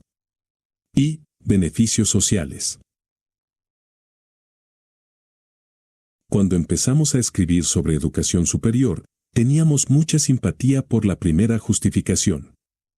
Pero ya no. En el ínterin, hemos tratado de que quienes utilizan este argumento sean específicos sobre esos supuestos beneficios sociales. La respuesta es casi siempre simplemente malos argumentos económicos. Se nos dice que la nación se beneficia al tener más personas altamente cualificadas y capacitadas, que la inversión en tales habilidades es esencial para el crecimiento económico, que más personas capacitadas elevan la productividad del resto. Estas afirmaciones son correctas. Pero nada de eso implica una razón válida para subsidiar la educación superior. Cada una de estas declaraciones sería igual de correcta si se refiriese al capital físico, máquinas, edificios de fábricas, etc. Sin embargo, casi nadie concluiría que el dinero de los impuestos debería subsidiar la inversión de capital de General Motors o General Electric. Si la educación superior mejora la productividad económica de las personas, pueden obtener esa mejora a través de mayores ingresos, por lo que tienen un incentivo privado para obtener esta mayor capacitación. La mano invisible de Adam Smith hace que su interés privado sirva al interés social. Va en contra del interés social modificar su interés privado subsidiando la escolarización. Los estudiantes extra, aquellos que solo irán a la universidad si está subsidiada, son precisamente los que juzgan que los beneficios que reciben son menores que los costes. De lo contrario, estarían dispuestos a pagar los costes ellos mismos. Ocasionalmente, las respuestas son buenos argumentos económicos, pero está respaldada más por afirmaciones que por evidencias. El ejemplo más reciente está en los informes de una comisión sobre educación superior establecida por la Fundación Carnegie. En uno de sus informes recientes, Educación Superior, ¿quién paga? ¿Quién se beneficia? ¿Quién debe pagar? La comisión resume los supuestos beneficios sociales. Su lista contiene los argumentos económicos inválidos discutidos en el párrafo anterior, es decir, considera los beneficios de quienes reciben la educación como beneficios para terceros.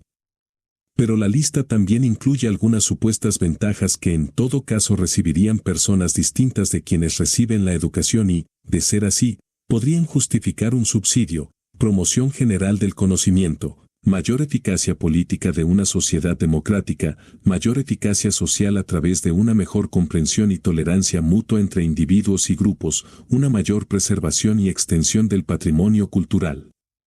Nota 23.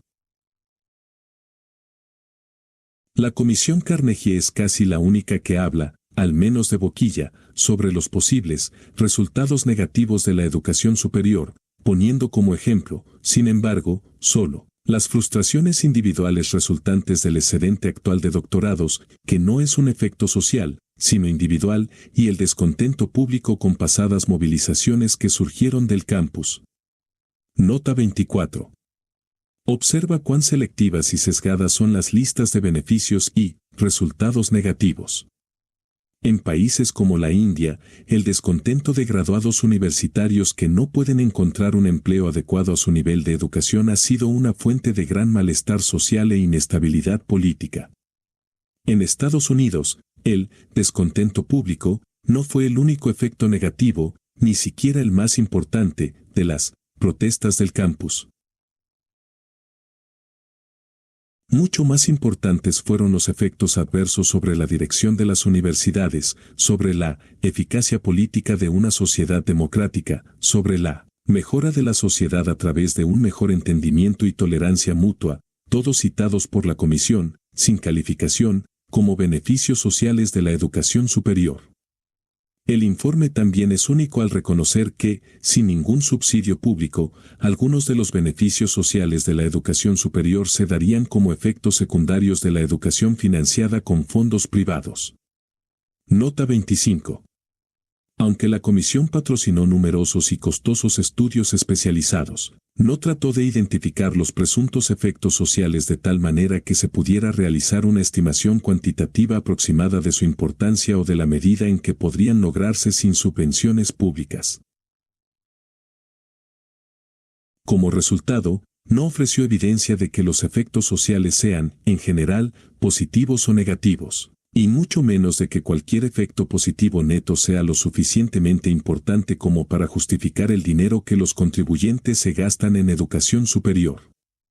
La comisión se contentó con concluir que no existen métodos precisos, ni tampoco imprecisos, para evaluar beneficios individuales y sociales ni los costes públicos y privados. Pero eso no impidió que recomendara con firmeza y sin ambigüedades un aumento en el ya masivo subsidio gubernamental de la educación superior. A nuestro juicio se trata de un alegato especial, puro y simple. La Comisión Carnegie estuvo encabezada por Clark Kerr, ex canciller y presidente de la Universidad de California, en Berkeley.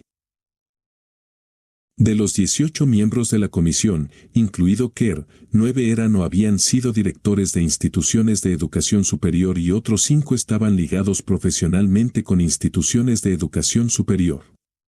Los 4 restantes habían servido en el consejo de administración o como regentes de universidades.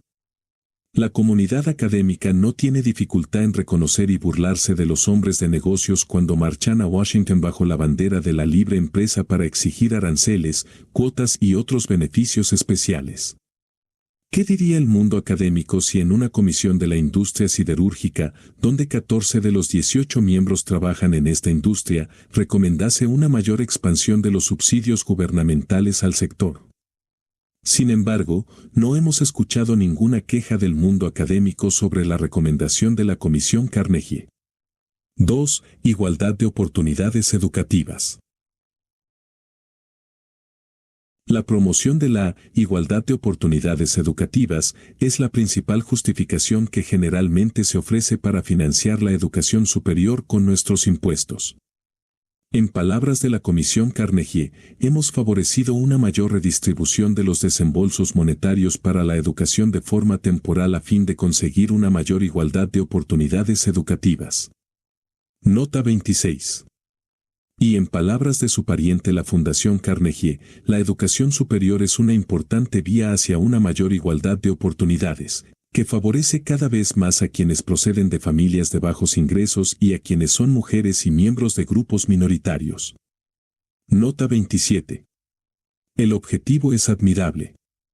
La declaración de hecho es correcta. Pero hay un eslabón perdido entre ambos. ¿El objetivo ha sido promovido o se ha visto retrasado por el subsidio del gobierno? ¿Ha sido la educación superior una vía importante hacia una mayor igualdad de oportunidades debido a los subsidios del gobierno o a pesar de ellos?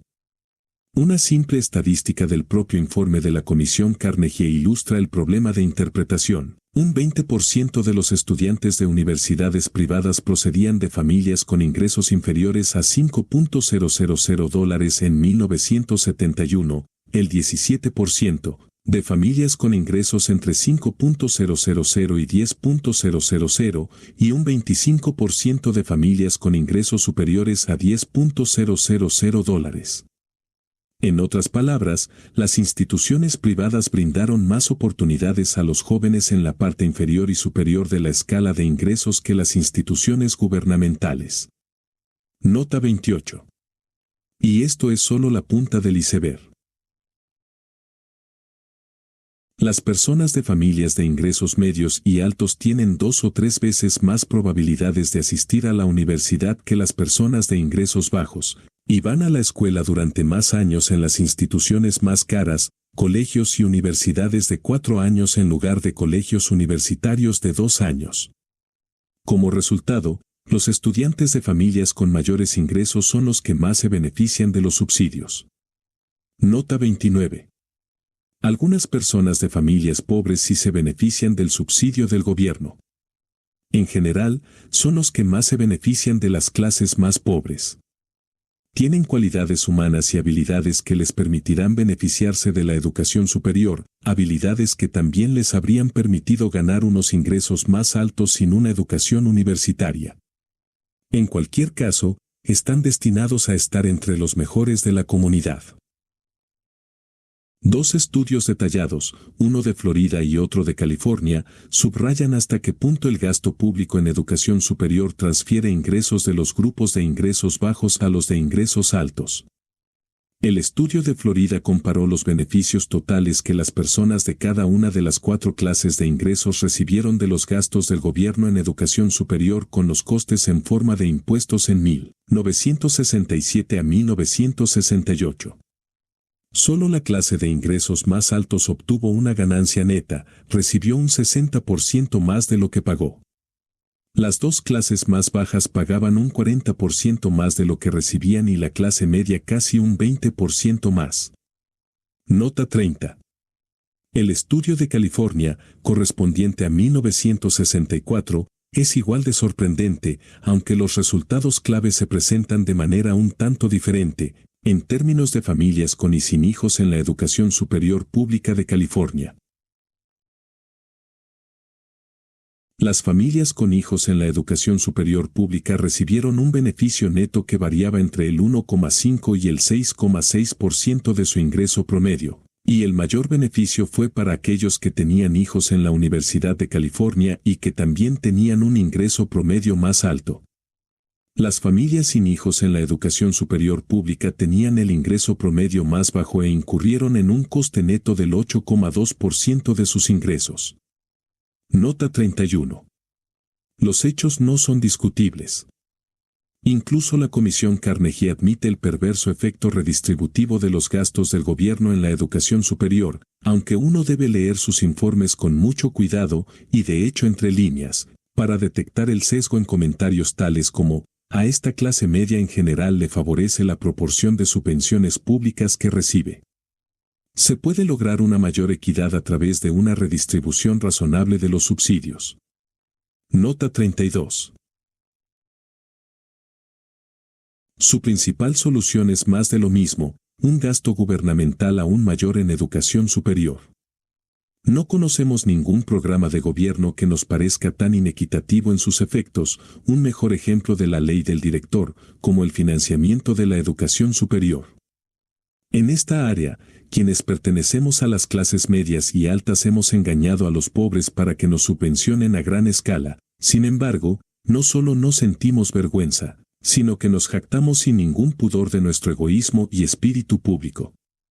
Educación superior, la solución. Es deseable que todo hombre y mujer joven, independientemente de sus ingresos, su posición social, su residencia o la raza de sus padres, tenga la oportunidad de obtener una educación superior, siempre que esté dispuesto a pagar por ella, ya sea en la actualidad o en el futuro gracias a los ingresos que la educación le permitirá ganar. Hay argumentos sólidos para proporcionar préstamos suficientes para asegurar oportunidades para todos. Hay razones sólidas para difundir información sobre la disponibilidad de dichos fondos y para instar a los menos privilegiados a aprovechar la oportunidad. No tiene sentido subsidiar a las personas que obtienen educación superior a expensas de quienes no la obtienen. En la medida en que los gobiernos gestionen instituciones de educación superior, deben cobrar a los estudiantes tarifas correspondientes al coste total de los servicios educativos. Por muy deseable que sea eliminar los subsidios de los contribuyentes a la educación superior, no parece políticamente factible en la actualidad. En consecuencia, complementaremos nuestra discusión sobre una alternativa a las finanzas públicas con una reforma menos radical, un plan de cheques para la educación superior. Alternativa a la financiación pública. Los préstamos a tipo fijo para financiar la educación superior tienen el defecto de que existe una gran diversidad en los ingresos de los graduados universitarios. Algunos lo harán con facilidad. Reembolsar un préstamo a tipo fijo no sería un gran problema para ellos. Pero los que tengan ingresos modestos encontrarán que esta deuda supone una carga pesada. El gasto en educación es una inversión de capital en una empresa arriesgada, por así decirlo, como la inversión en una pequeña empresa recién formada. El método más satisfactorio de financiar tales empresas no es a través de un préstamo a tipo fijo, sino mediante la inversión de capital, comprando una participación en la empresa y recibiendo como retorno una parte de las ganancias. En el ámbito de la educación, la contrapartida sería comprar una participación en las perspectivas de ingresos de un individuo, adelantarle los fondos necesarios para financiar su capacitación con la condición de que acepte pagar al inversionista una fracción específica de sus ganancias futuras. De esta forma, un inversor podría recuperar más de su inversión inicial gracias a las personas relativamente exitosas, lo que compensaría el fracaso de las personas sin éxito. Aunque no parece haber ningún obstáculo legal para los contratos privados sobre esta base, pensamos que no se han vuelto comunes sobre todo por la dificultad y los costes de garantizar que se cumplan durante el largo periodo involucrado. Hace un cuarto de siglo 1955, uno de nosotros publicó un plan para la financiación equitativa de la educación superior a través de un organismo gubernamental que podría financiar o ayudar a financiar la formación de cualquier individuo que cumpliera con unos estándares mínimos de calidad. Pondría a disposición una suma anual limitada durante un número específico de años, siempre que los fondos se gastaran en una institución educativa reconocida. A cambio, el individuo aceptaría pagar al gobierno cada año un porcentaje específico del exceso de sus ganancias, una suma concreta por cada $1.000 que recibiese del gobierno. Este pago podría combinarse fácilmente con el del impuesto sobre la renta y, por lo tanto, implicar un mínimo de gastos administrativos adicionales. La suma base debería ser similar a los ingresos promedio estimados sin la capacitación especializada. La proporción de las ganancias pagadas deben calcularse de modo que todo el proyecto se autofinancie. De esta forma, las personas que recibieron la capacitación correrían con su coste total. La cantidad invertida podría entonces determinarse por elección individual. Nota 33. Más recientemente 1967, un comité designado por el presidente Johnson y encabezado por el profesor Gerald R. Zacharias, del MIT, recomendó la adopción de una versión específica de este plan bajo el atractivo título, Educational Opportunity Bank, e hizo un estudio extenso y detallado de su factibilidad y de los términos que se requerirían para que fuera autosuficiente. Nota 34. Ningún lector de este libro se sorprenderá al saber que la propuesta fue recibida con entusiasmo por parte de la Asociación de Universidades Públicas y de Concesión de Tierras, un buen ejemplo de lo que Adam Smith denominó la confianza apasionada de la falsedad interesada. Nota 35. En 1970, en sus 13 recomendaciones para la financiación de la educación superior, la Comisión Carnegie propuso el establecimiento de un Banco Nacional de Préstamos para estudiantes que otorgaría préstamos a largo plazo con un reembolso parcialmente supeditado a las ganancias. A diferencia del Banco de Oportunidades Educativas, explicaba la Comisión, el Banco Nacional de Préstamos para Estudiantes nos parece un buen medio para proporcionar fondos complementarios a los estudiantes, y no tanto una forma de financiar los costes educativos totales. Nota 36. Más recientemente, algunas universidades, incluida la Universidad de Yale, han considerado o adoptado planes de un pago contingente administrados por la propia universidad. Queda esperanza. Un plan de cheques para la educación superior. Si el dinero de los impuestos se va a destinar a subsidios para la educación superior, la forma menos mala de hacerlo es mediante un acuerdo de cheques como el discutido anteriormente para las escuelas primarias y secundarias. Hacer que todas las escuelas públicas cobren cuotas que cubran el coste total de los servicios educativos que brindan y así competir en igualdad de condiciones con las escuelas no gubernamentales. Dividir el total de impuestos que se destina anualmente a la educación superior entre el número de estudiantes que se desea subsidiar por año. Hacer que la cantidad de los cheques de estudiantes coincida con ese resultado. Permitir el uso de los cheques en cualquier institución educativa que elija el estudiante, siempre y cuando la escolarización cumpla determinados requisitos. Si el número de estudiantes que solicitan cupones es mayor que el número disponible, racionar los cheques conforme con el criterio que la comunidad considere más aceptable, exámenes competitivos, capacidad atlética, ingresos familiares o cualquier otro estándar posible. El sistema resultante seguiría en líneas generales la GI Bill sobre la educación de los veteranos, excepto que esta era mucho más amplia, ya que los beneficios se pusieron a disposición de todos los veteranos. Como escribimos cuando propusimos por primera vez este plan, la adopción de tales acuerdos contribuiría a una competencia más efectiva entre varios tipos de escuelas y a una utilización más eficiente de sus recursos. Eliminaría la presión para la asistencia directa del gobierno a los colegios y universidades privadas y, por lo tanto, preservaría su total independencia y diversidad, al mismo tiempo que les permitiría crecer en relación con las instituciones estatales. También podría tener la ventaja complementaria de fomentar un debate sobre los fines para los que se conceden las subvenciones. La subvención de instituciones, más que de personas, ha conducido a una subvención indiscriminada de todas las actividades apropiadas para dichas instituciones en lugar de las actividades que requiere el Estado. Incluso un examen superficial sugiere que, si bien las dos clases de subvenciones se superponen, están lejos de ser idénticas. El argumento de equidad para el acuerdo alternativo de cheques es claro. El estado de Ohio, por ejemplo, dice a sus ciudadanos, si tiene un joven que quiere ir a la universidad, automáticamente le daremos una beca considerable de 4 años, siempre que pueda cumplir con los requisitos mínimos y que sea lo suficientemente inteligente como para ir a la Universidad de Ohio o alguna otra institución apoyada por el Estado. Si su hijo quiere ir, o usted quiere que él o ella vaya al Oberlin College o a la Universidad Western Reserve, por no hablar de Yale, Harvard, Northwestern, Beloit o la Universidad de Chicago, no habrá ni un centavo para él. ¿Cómo se puede justificar un programa así?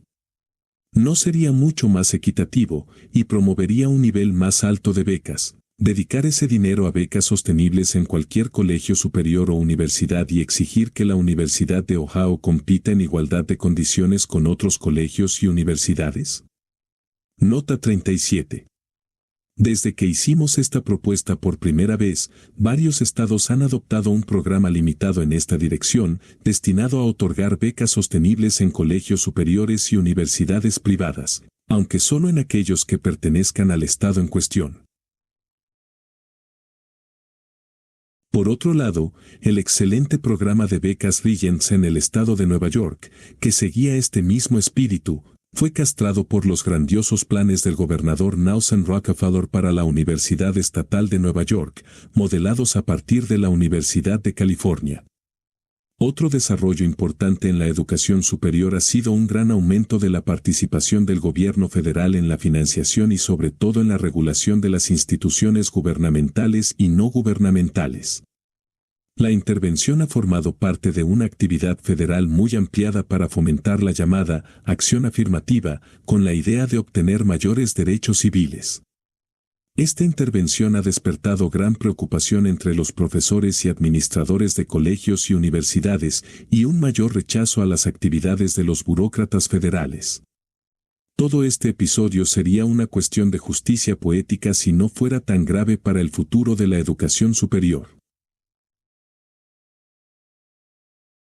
La comunidad académica ha estado a la vanguardia de la defensa del intervencionismo cuando se dirige a otros segmentos de la sociedad.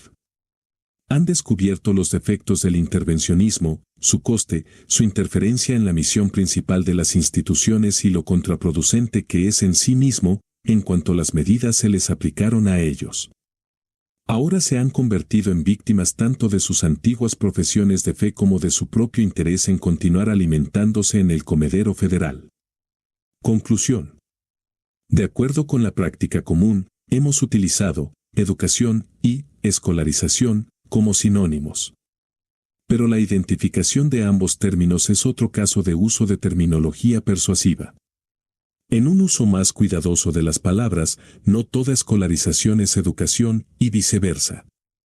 Muchas personas con años de escolarización no han sido educadas y muchas personas bien educadas apenas han sido escolarizadas. Alexander Hamilton fue uno de los padres fundadores más educados, alfabetizados y eruditos, pero solo tenía 3 o 4 años de educación formal. Los ejemplos podrían multiplicarse y sin duda todo lector conoce a individuos con años de escolarización a los que considera poco educados y personas sin escolarización a las que considera ilustradas. El papel cada vez mayor del gobierno en la financiación y la administración de la educación ha llevado no solo a un enorme desperdicio del dinero de los contribuyentes, sino también a un sistema educativo mucho más pobre que el que se habría desarrollado si la cooperación voluntaria hubiera desempeñado un papel más importante. Pocas instituciones en nuestra sociedad se encuentran en un estado más insatisfactorio que las escuelas. Pocas generan más descontento o podrían socavar más nuestra libertad. El establishment educativo se levanta en armas en defensa de su poder y los privilegios existentes. Cuenta con el apoyo de muchos ciudadanos que creen en lo público y comparten una perspectiva colectivista. Pero también está amenazado. La disminución de las calificaciones en todo el país, los crecientes problemas de delincuencia, la violencia y el desorden en las escuelas urbanas, la oposición por parte de una abrumadora mayoría de blancos y negros al transporte obligatorio en autobús, la inquietud por parte de muchos profesores y administradores de colegios y universidades bajo la mano dura de los burócratas del HEW, todo ello está produciendo una reacción violenta contra la tendencia hacia la centralización, la burocratización y la socialización de la educación. En este capítulo hemos tratado de esbozar una serie de sugerencias constructivas. La introducción de un sistema de cheques para la educación primaria y secundaria que daría a los padres de todos los niveles de ingresos la libertad de elegir las escuelas a las que asisten sus hijos. Un sistema de financiación de préstamos contingentes para la educación superior que combine la igualdad de oportunidades con la eliminación de la escandalosa imposición de impuestos a los pobres para pagar la educación superior de los ricos, o, alternativamente, un plan de cheques para la educación superior que mejoraría la calidad de estas instituciones y promovería una mayor equidad en la distribución de los impuestos que se utilizan para subsidiar la educación superior. Estas propuestas son visionarias, pero no impracticables. Los obstáculos residen en la fuerza de los intereses creados y los prejuicios, no en la factibilidad de administrar las propuestas. Hay precursores, programas comparables en funcionamiento en este país y en otros lugares a menor escala. Y reciben apoyo público. No los lograremos de una vez. Pero en la medida en que avancemos hacia estos u otros programas alternativos con el mismo objetivo, podremos fortalecer los cimientos de nuestra libertad y dar un significado más completo a la igualdad de oportunidades educativas.